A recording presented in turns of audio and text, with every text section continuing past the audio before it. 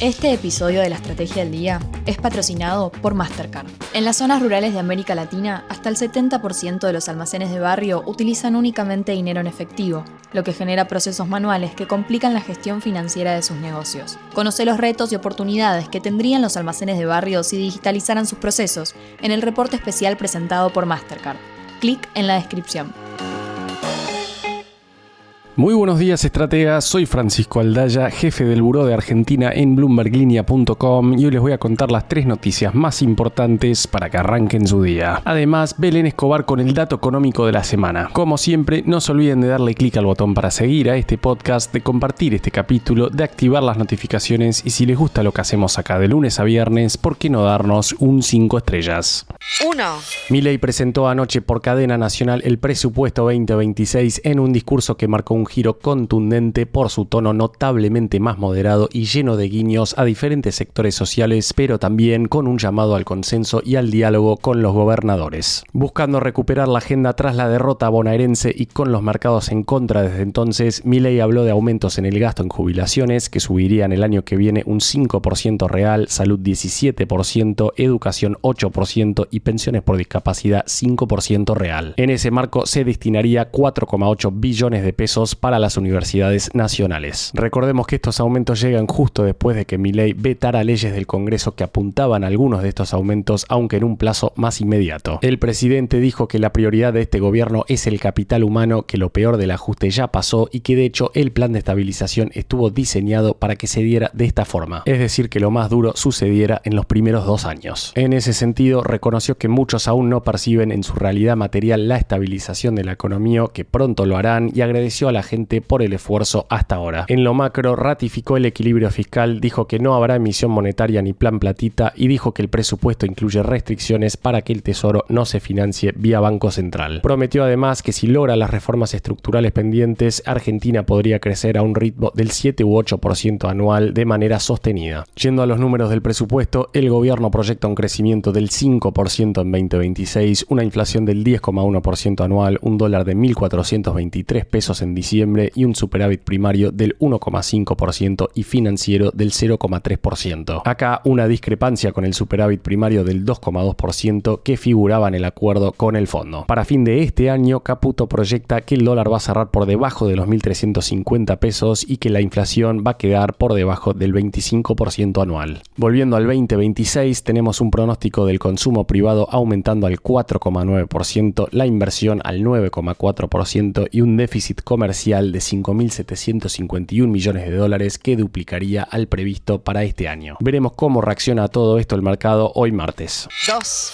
Buena parte del mercado argentino se está moviendo en torno a un temor central, concretamente que el gobierno o no tenga poder de fuego suficiente para frenar al dólar en la banda superior de intervención o que en la práctica se enfrente a restricciones para usar esas reservas. En otras palabras, ¿cuántos de los 22.000 millones de dólares que mencionó Federico Furiase para intervenir realmente están disponibles? ¿El FMI tendrá algún margen de tolerancia para que se use ese stock o serán 100% de libre disponibilidad en esas 6 semanas hasta las elecciones legislativas? Recordemos la medida anunciada el viernes por la CNB que impide a LIX que tomen pesos para su cartera propia ser compradores netos de dólares MEP o contado con liqui. Nicolás Capela, de Invertir en Bolsa, interpretó esa decisión como un indicio de que el equipo económico buscará utilizar la menor cantidad de dólares posibles para defender la banda. Sin embargo, Gabriel Camaño de Outlier fue más crítico y dijo que nunca más cepo es algo bueno para la demanda de pesos, aunque sea una puntita. El problema es que pese a esta medida, el dólar mayorista subió igual ayer y quedó en 1.466 pesos, a unos 6 pesos de la famosa banda superior, algo que podemos interpretar como un mercado con ganas de ir a testear realmente cuánto el gobierno está dispuesto a intervenir. De hecho, el MEP y el contado con liqui ya cerraron por arriba de esa banda, así que veremos si esto sucede en el caso del dólar oficial y cómo reacciona en ese caso el equipo que preside Caputo. Capela, de Invertir en Bolsa, resaltó que ayer no se operó nada en la banda y siempre apareció offer por debajo de ese precio, pero el mercado se acercó cada vez más para testearlo. En ese contexto, los bonos hard dólar se desangraron ayer entre 2 y 4%, ilustrando el problema central para el gobierno. Es que la eventual utilización de divisas para pagar vencimientos de deuda en cash sin acceso a los mercados internacionales implicaría mucha presión para acumular dólares en las reservas del Banco Central. Concretamente, estaríamos hablando de 27.300 millones de dólares en vencimientos vencimientos en los próximos 27 meses, según 1816, una cifra que hoy luce muy lejana. Con algunos bonos ya cotizando en torno a los 50 centavos de dólar, Claudio Maulard de Galileo FCI advirtió ayer que estamos en el límite de volver a operar por precio y no por TIR en los soberanos en dólares. Para el analista, aguantar así hasta el 26 de octubre es una apuesta fuerte de resultado bastante incierto. Y en medio de toda esta incertidumbre, que esencialmente se puede explicar por las dudas en la capacidad del gobierno para remontar a nivel nacional en octubre el resultado adverso que tuvo en la provincia de Buenos Aires, el Merval cerró ayer en su nivel más bajo del año en $1.175. 50% abajo desde enero, pero 60% arriba desde el valor previo a la segunda vuelta del 2023, como señaló anoche Ignacio Snechowski. Todo el mercado entonces atento a cómo llega el gobierno al 26 de octubre y qué pasa en el mientras tanto.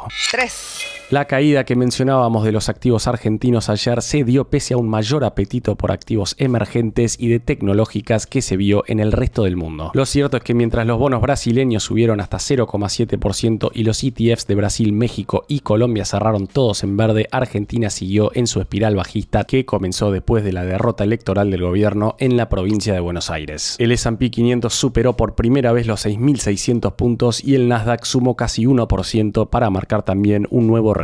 Es que los inversores descuentan un recorte de al menos 25 puntos básicos de la Fed mañana miércoles. Sería la primera baja de tasas desde el regreso de Trump a la Casa Blanca y Alphabet lo festejó ayer uniéndose al club de los $3 billones tras una suba de más del 4%, convirtiéndose así en la cuarta empresa en la historia en superar ese umbral. Más allá del viento a favor de la Fed, el principal impulso vino de un fallo judicial favorable que evitó que tuviera que desprenderse de la operación de Google Chrome. Y no es menor que en este contexto el 83% de los analistas que siguen a la empresa del buscador recomienda comprar sus acciones. Y Tesla también brilló ayer con un salto de 3,6% después de que Elon Musk comprara $1.000 millones en acciones en su primera compra en mercado abierto desde el 2020. Wedbush estima que las iniciativas de autonomía e inteligencia artificial de Tesla podrían agregar hasta $1 billón en valor bursátil para Tesla. Como decíamos, pese a que el mundo celebra la expectativa de recortes de tasas y apuesta fuertemente por la inteligencia artificial, Argentina se las viene arreglando para ir a contramano incluso cuando soplan vientos a favor de los emergentes.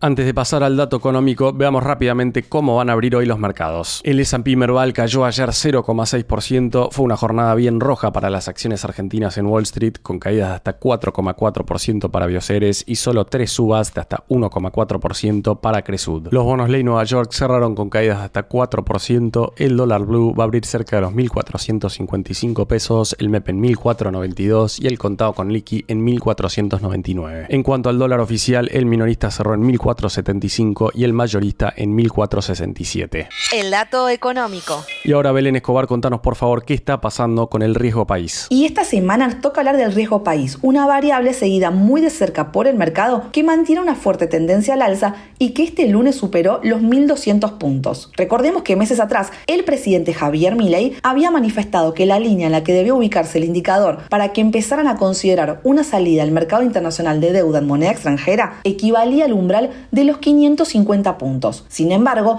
lejos de acercarse, el riesgo país expone fuertes subas que los analistas atribuyen principalmente a la incertidumbre política más que económica después de las elecciones legislativas en la provincia de Buenos Aires. A través del dato económico de la semana, te cuento que el riesgo país cerró este lunes en 1.232 puntos básicos. Sobre esto, Pedro Moreira, director de Guardian Capital, ve lo siguiente. Este repunte responde principalmente a la incertidumbre política. La derrota del oficialismo despertó dudas sobre la gobernabilidad y la continuidad del programa económico, aumentando el temor a un freno en el rollover de la deuda soberana. A esto también se suma la trinidad imposible que enfrenta el Banco Central, entre sostener la banda cambiaria, cumplir metas de agregados monetarios y acumular reservas internacionales, objetivos que no pueden cumplirse al mismo tiempo. De cara a octubre, el mercado medirá gobernabilidad. Una derrota oficialista podría disparar aún más el riesgo país, mientras que un triunfo abriría el espacio para una fuerte contracción del riesgo país. La volatilidad en Argentina existe y juega en ambos sentidos, y hoy las expectativas electorales son el factor decisivo. La frase del día. Antes de irnos, escuchemos lo que dijo ayer el nuevo CEO de Mercado Libre, Ariel Szwarstein, que asumirá el 1 de enero del 2026. Hay espacio para que el comercio electrónico se duplique o triplique en no muchos años. Depende de nosotros ejecutarlo. Pueden leer la nota completa que le hizo Bloomberg ya mismo en nuestro portal. Esto fue un nuevo capítulo de la Estrategia del Día Argentina. Yo soy Francisco Aldaya, jefe del Buró de Argentina de Bloomberg Línea, y me podés seguir en X en @franaldaya. No se olviden de darle clic al botón para seguir a este podcast y a la campanita para que se enteren al instante cada vez que sale un capítulo de lunes a viernes. Espero que tengas una gran jornada productiva. Esto fue La Estrategia del Día Argentina, escrito y narrado por Francisco Aldaya. Producido por Arturo Luna y Daniela Hernández. Que tengas un día muy productivo.